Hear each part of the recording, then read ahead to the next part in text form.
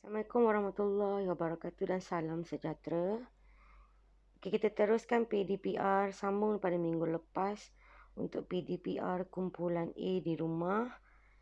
Kita sambung dengan nota D dulu. Ini semua nota ya, kamu salin dalam buku nota. Okay, nota D membanding nombor. Bandingkan nombor mengikut nilai tempat. Kita membandingkan nombor mengikut nilai tempat dengan cara kita mulakan dengan nilai tempat paling besar. Okay, contohnya, antara 118,200 dan 120,290, nombor yang manakah lebih besar? Jadi, cikgu letakkan dalam jadual macam ni. Jadi, senang kamu nampak nombor-nombor itu mengikut digit dan tempat masing-masing. Jadi, kita mulakan membanding dengan nilai tempat yang paling besar. So, paling besar 100,000. Kita tengok dua digit ini sama. Kalau sama, maknanya nilai dia sama lah kan. So, kita pergi pula pada 10,000. Pada 10,000, nombor yang pertama 1, nombor yang kedua 2. Bermaksud, nombor yang pertama ini nilainya ialah kurang daripada nombor yang kedua. So, bermakna 118,200 adalah kurang daripada 120,290. Ataupun kita boleh juga sebut, kalau tak nak sebut kurang daripada, kita boleh juga letakkan lebih kecil daripada. Jadi sebaliknya juga berlaku kalau kita letakkan angka yang dibesar ataupun nilai yang lebih besar di depan. Ya. Jadi 120,290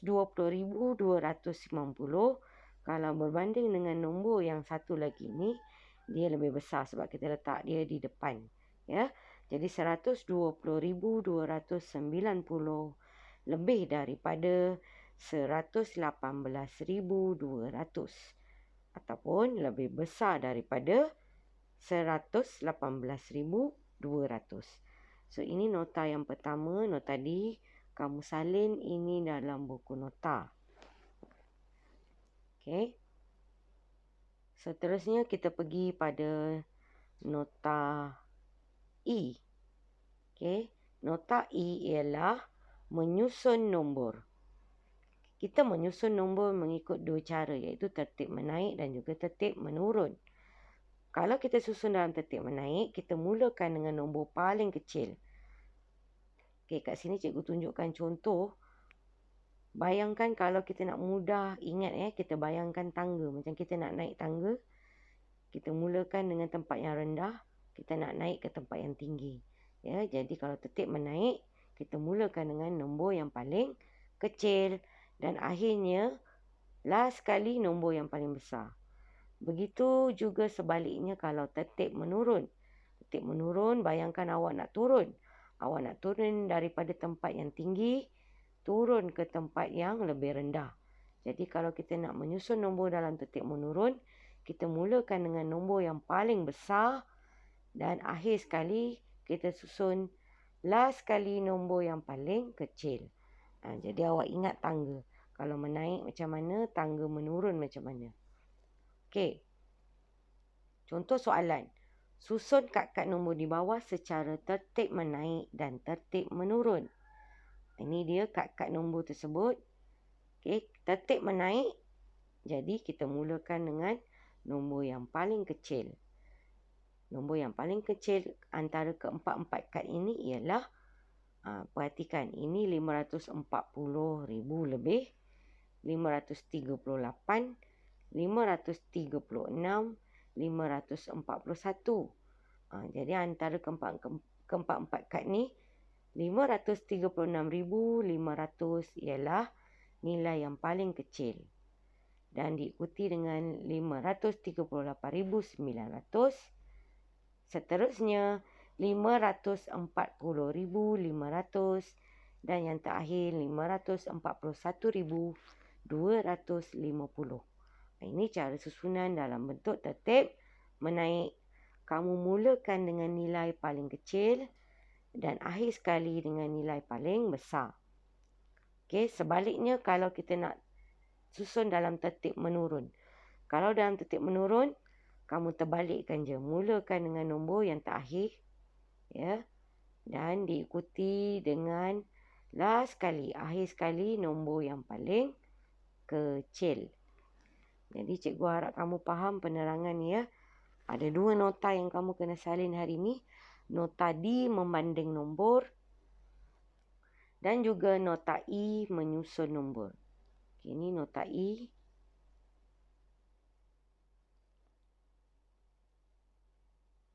Okay, dan yang bawah ini sambungannya. Okay, kalau kamu nak salin, kamu hentikan dulu video ni. Kamu pause sekejap, kan? Kamu salin. Okey. Seterusnya kita pergi pada beberapa contoh yang terdapat dalam buku teks. Buka buku teks muka surat 7. Tajuk banding dan susun nombor. Okey, contoh 1. Jadual menunjukkan bilangan blok yang digunakan untuk membuat 4 model. Okey, model robot, bangunan, rumah dan juga kereta. Model yang manakah menggunakan bilangan blok yang lebih banyak? Robot atau rumah? So, soalan ni dia suruh bandingkan antara 2 nilai ini, robot dan juga rumah. Yang manakah bilangan blok yang lebih? Maknanya yang banyak. Jadi robot 118,000 lebih, yang rumah 120,000 lebih. Jadi yang lebih banyak ialah model rumah. Okey, kalau awak tengok dia susunkan balik nilai robot tadi mengikut nilai tempat masing-masing dan juga bilangan untuk model rumah disusun setiap digitnya di dalam nilai tempat masing-masing dan dibandingkan bermula dengan nilai tempat yang paling besar. Okey, sama digit jadi sama nilai, kita tak boleh banding. Kita pergi pada nilai tempat seterusnya iaitu 10,000, ya. 10,000 untuk model robot lebih kecil daripada model rumah. Jadi, ya, ini menunjukkan yang model rumah mempunyai nilai bilangan blok yang lebih banyak. Okey, model rumah menggunakan bilangan blok yang lebih banyak. Okey. Seterusnya, pada contoh B, susun keempat-empat bilangan blok dalam tertib menaik. Ingat lagi tak menaik tangga tadi? Kalau kita nak naik tangga, bermula daripada tempat yang rendah ke tempat yang tinggi. Bermaksud kita kena salin, mulakan dengan nilai yang paling kecil. Jadi nilai yang paling kecil ialah 98,050. Okey, nilai paling kecil. Okey, kemudian diikuti dengan lebih sedikit daripada nombor yang sebelum ini. Nilai terkecil yang kedua ialah 18,200. Okey, kemudian jangan lupa letakkan simbol koma, ya. Simbol koma mesti diletakkan semasa menyusun dalam tertib menaik ataupun tertib menurun. Kemudian nilai yang ketiga. Ketiga seterusnya dia makin meningkat, makin bertambah. Iaitu 120,290. Dan nilai yang paling besar ialah di tempat ratus ribu yang paling besar, paling tinggi, iaitu 320,915. Okey. Seterusnya, ini contoh pada soalan muka surat 7. Kita pergi pada muka surat 8. Okey, muka surat 8. Yang berikut ialah 4 kepingkat nombor. Ada 4 kepingkat nombor. Antara 536,500 dengan 538,900. Nilai yang mana lebih kecil? Jadi kamu susun dan bandingkan bermula dengan nilai tempat paling besar iaitu ratus ribu. Okey, ratus ribu sama digitnya, jadi nilainya sama. Kita pergi pada 10,000. 3 dan 3 masih sama. Kita kena tengok pada nilai tempat seterusnya iaitu 1000, 6 dan 8. Yang ini berbeza. Bermaksud nombor yang pertama ini lebih kecil dan nombor yang bawah nombor kedua lebih besar. Jadi nilai yang manakah lebih kecil? Nilai yang di atas ini lebih kecil, iaitu 536,500 lebih kecil daripada 538,900. Okey. Seterusnya kita pergi pada contoh B. Susun keempat-empat nombor di atas dalam tertib menurun. Kalau dalam tertib menurun, kita berada, kalau kita nak turun tangga, kita berada di tempat yang tinggi. Kita nak turun ke tempat yang lebih rendah. Bermaksud, kalau kita nak menyusun dalam tertib menurun, kita perlu mulakan dengan nilai yang paling besar. Dan akhirnya dengan nilai yang paling kecil. Jadi, nilai yang paling besar antara keempat-empat ini ialah 541,250. Sebab dia paling belakang. Okey. Seterusnya, 540,500, nombor ketiga ialah 538,900 dan nombor yang terakhir iaitu nombor yang paling kecil 536,500. Sebab dia paling depan. Paling depan maksud paling kecil. Okey. Yang ni diterangkan tertib menaik apa dia. Samalah macam cikgu sebut tadi. Dan tertib menurun apa dia. Tertib menurun nombor disusun daripada nilai paling besar hingga nilai paling kecil. Okey. So kita dah habis muka surat 8. Kita pergi muka surat 9. Pada muka surat 9 contoh ketiga. Teliti rangkaian nombor di atas. Apakah nilai-nilai yang mungkin bagi T? Okey. Bermaksud rangkaian nombor ini telah disusun dalam satu tertib tertentu. Kita perhatikan dia disusun dalam tertib menaik atau tertib menurun. Bermula dengan 600,128. Nombor seterusnya ialah 600,131. Bermaksud, kita bandingkan 600,000, 600,000 sama kan? Jadi kita hanya bandingkan antara tempat ratus, puluh dan sah. Jadi nombor yang pertama ialah 128. Nombor yang kedua 131. Bermaksud nombor ini disusun semakin meningkat. Ataupun nombor ini disusun dalam tertib menaik. Maksudnya makin banyak dan makin banyak. Jadi, apakah nilai yang mungkin bagi T, tempat kosong di atas? Jadi, kita pun susun. 600,131 di sini.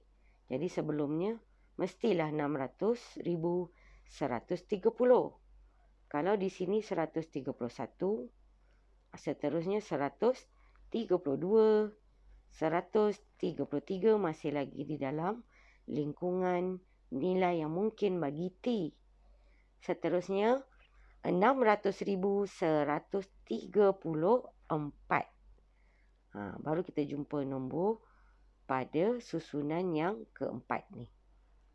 Jadi nilai-nilai yang mungkin bagi T ialah nilai yang kurang daripada nombor kedua ini, tetapi dia tak boleh lebih daripada nombor keempat ini.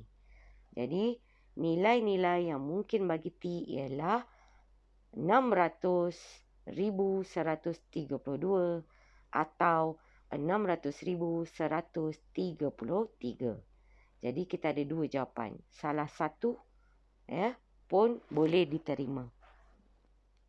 Jadi, cikgu harap kamu faham macam mana kita nak menganggar nilai-nilai yang tidak diletakkan di dalam sesuatu susunan nombor. Kamu kena tengok dulu susunan nombor tu sama ada susunan tertib menaik atau tertib menurun. Okey. So, itu saja kemahiran yang kamu belajar pada hari ini, iaitu membanding dan juga menyusun nombor. sebelum kamu buat latihan cuba ini, ya, macam biasa kamu buat pada buku Matematik 1. Buat pada buku Matematik 1. Kita gunakan buku tulis yang sama. Masih lagi buku tulis yang sama, ya. Gunakan buku tulis Matematik 1. Buat semua soalan. Soalan 1A, 2 semua, 3 semua dan 4 semua. Okey, kita tengok. Saya ada terangkan sedikit. Saya nak terangkan sedikit tentang bagaimana kamu nak menulis semasa kamu buat latihan cuba ini ni dalam buku tulis awak. Macam biasalah, soalan perlu disalin. Nombor yang manakah lebih besar, dan kamu tambahkan sedikit arahan dia, bulatkan. So, kamu kena bulatkan. Okey. So, contoh kalau kata kamu dah salin A ni tadi, okay, antara dua ni, yang mana satu jawapan dia, katalah ini jawapan dia, kamu bulatkan. Contoh kamu bulatkan.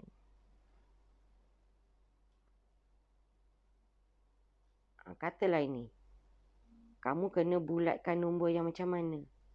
Sebab tu kena baca soalan. Soalan kata, nombor yang lebih besar. Jadi, 396,542 lebih besar daripada 390. Ini 5. Ini 6. Jadi, nombor ni lebih besar. Okey. So, soalan B pun sama. Langkah 1, bila dah siap soalan A, langkah 1, baru buat soalan B. Macam tu. Okey, soalan nombor 2. Isi petak kosong dengan lebih daripada atau kurang daripada. Jadi, kita tengok soalan A ni. 354,923, dia lebih daripada ke atau kurang daripada 345,925. Kita bandingkan. Ini 354. Yang ni 345. Jadi nombor ini dia besar. Bila dia besar, depannya besar, jadi kita pilih lebih daripada. Jadi masukkan dalam, tak perlu tulis kotak kosong, kamu hanya perlu buat garisan kosong saja. Garisan kosong dan masukkan perkataan lebih daripada. Salin ni. Dan masukkan lebih daripada di dalam tempat kosong ni. Begitulah juga kamu buat benda yang sama pada soalan B, C dan D. Okay, kemudian nombor 3. Susun nombor dalam tertib menaik dan tertib menurun. Okay, arahan soalan ni dia minta 2. Tertib menaik dan juga tertib menurun. Ada 2 yang diminta. Bermaksud kamu kena meletakkan 2 jawapan. Salin dulu soalan A, dah salin di bawahnya, baru kamu letakkan tajuk. Letakkan tertib menaik sama dengan apa. Lepas dah siap, susun nombor dalam tertib menaik. Okay, di bawahnya pula letak tajuk. Tertib menurun sama dengan apa. Okay, barulah siap soalan A. Dah siap soalan A, langkah 1, baru buat soalan B pula. Macam tu. Okay. Kemudian nombor soalan keempat. Lengkapkan nilai-nilai yang mungkin bagi rangkaian nombor di bawah. Okay, tempat kosong. Sama juga cara dia macam kita buat soalan yang ini. Apakah nombor-nombor yang mungkin yang boleh kita letakkan pada tempat kosong di atas. Jadi, soalan jenis macam ni dia ada banyak jawapan. Jadi, kamu boleh pilih letakkan satu saja cukup. Tetapi dengan syarat, mestilah nombor itu, okay, tempat kosong tu, kena tengok tertib dia ni dulu. Saya tunjukkan A dulu, ya. Yang B kamu kena fikir sendiri. Yang A, dia mulakan dengan 709,415. Seterusnya tempat kosong kita tak tahu. Seterusnya 709,418. Jadi kamu tengok sini. Sini 415. Yang depan samalah. Depan sama. Yang belakang, ya. Yang berbeza di tempat 10 dan 100 ni. Kita tengok. Kita perhatikan, kita bezakan. 415. Yang ini 418. Maksudnya dia adalah tertib menaik atau tertib menurun. Dia semakin bertambah atau semakin berkurang. Kalau susunan ni dia semakin bertambah. Kalau semakin bertambah, maksudnya ini adalah susunan nombor dengan tertib menaik. Jadi kalau tertib menaik, yang sesuai diletakkan adalah 709,416, atau kita juga boleh letakkan 709,417. Jadi ada dua pilihan jawapan di sini, sama ada 416 pun boleh, 417 pun boleh. Sebab selepasnya ialah 18 dan sebelumnya ialah 15. Jadi bagi meletakkan jawapan, syarat dia jawapan itu mestilah kurang daripada nombor sebelumnya dan jangan lebih daripada nombor yang selepas dia ini. Ya. Kita kena isikan jawapan ni, dia mesti lebih sedikit daripada nombor sebelum, tetapi dia tak boleh melebihi nombor yang di depan ni. Itu maksud cikgu. Okey, so cikgu harap kamu faham dan bolehlah kamu buat tugasan. Jangan melengah-lengah sebab hari Khamis kita ada lagi masuk tugasan yang baru. Dan dua tugasan hari Selasa dan Khamis ni cikgu nak semak pada hari Isnin bila kamu minggu depan lah, bila kamu bergilir datang ke sekolah. Okey, itu saja kelas kemahiran yang kamu perlu belajar pada hari ini. Kita jumpa lagi pada hari Khamis. Assalamualaikum warahmatullahi wabarakatuh.